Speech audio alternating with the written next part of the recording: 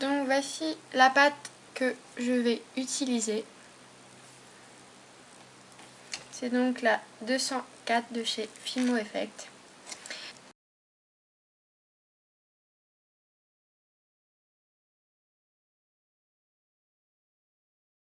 Donc moi comme plan de travail j'utilise 2 carreaux de carrelage de 15 cm chacun. Ça me permet d'avoir un plan de travail lisse et qui se nettoie facilement. Donc je vais ouvrir ma pâte.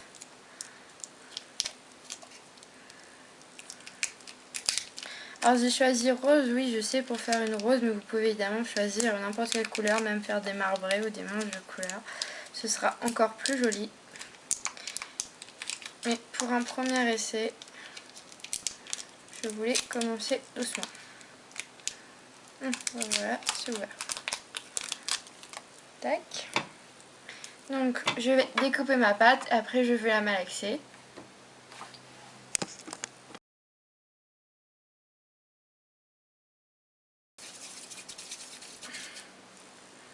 Hop là.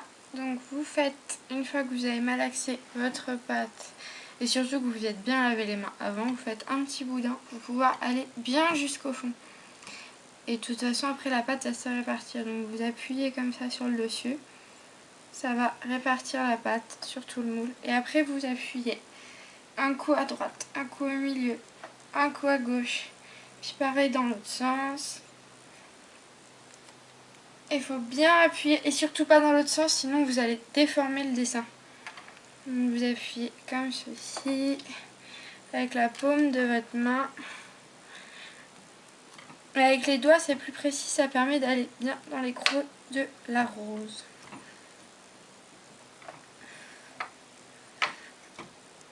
Donc voilà, votre pâte doit être bien rentrée dans le moule. Après vous pouvez prendre une lame comme ceci et la passer comme je vous avais dit. Alors vous pouvez y aller en plusieurs fois.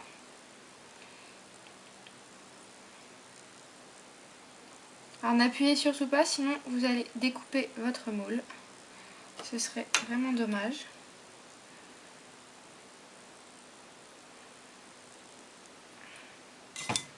Après vous lissez. Et voilà ce que vous obtenez. En fait, la base de votre création ne dépasse plus du moule. Donc ça permet d'avoir déjà quelque chose d'uniforme. Et après, vous faites comme ceci. Vous appuyez pas, vous tirez sur les côtés et après... Et vous obtenez une très belle rose qui est déjà prête à être posée sur une bague. Donc voici la taille de votre bague. Vous pouvez évidemment bien sûr la mettre dans un collier ou en boucle d'oreille, c'est à votre choix. Donc avec le reste de pâte et encore un petit peu de pâte, je vais réaliser la fleur, mais cette fois-ci du second moule. Donc je vais tout d'abord malaxer ma pâte.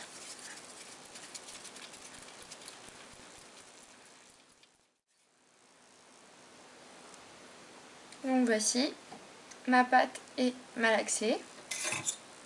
Donc je mets cette rose-ci de côté et je vais prendre ce moule. Donc c'est pas une rose, c'est une fleur. Donc je pense que je vais utiliser la même méthode. Un léger boudin, on met vers le fond et on appuie jusqu'à temps que ça déborde. Et après, pareil, on appuie bien partout pour que la pâte aille dans les moindres recoins. Oula, ça bouge. Pour bien prendre la forme de la création. plus vos moules sont précis avec des dessins, plus il faut appuyer pour aller prendre la forme de ce qui est tout au fond. Alors, tandis que si jamais vous faites un moule comme une base de cupcake, vous aurez beaucoup moins besoin d'appuyer. Ici, les moules sont très dessinés. Donc après, même méthode, ma lame.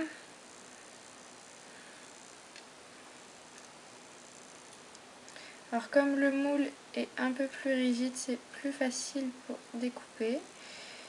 Hop. En plus il est rond sur le dessus. Après on peut faire ça pour enlever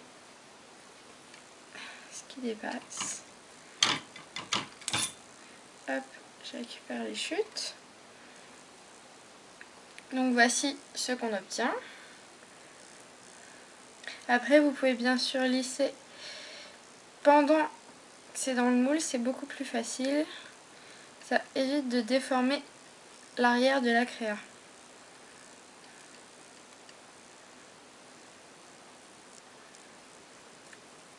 Après, même méthode, on évite de mettre les doigts en dessous, ça pourrait être déformé, mais ce moule-ci est quand même plus rigide. Donc il y a moins de chances qu'avec celui-ci, où regardez, si je mets mon doigt au milieu, vous voyez, ça ressort. À essayer, mais moi j'aurais peur que ça déforme le centre de la fleur. Donc ici, on se met sur les côtés, et une fois, deux fois, et maintenant ce côté. Hop, elle est tombée. Et voici ma fleur qui ressemble à... J'hésite. Oh, je sais pas trop, j'aurais dit un tournesol, mais il n'y a pas autant de pétales. Donc voici. Et après, vous venez avec un scalpel découper l'excédent de pâte entre chaque pétale si vous voulez vraiment un rendu parfait. Donc je découpe et je vous retrouve tout de suite après.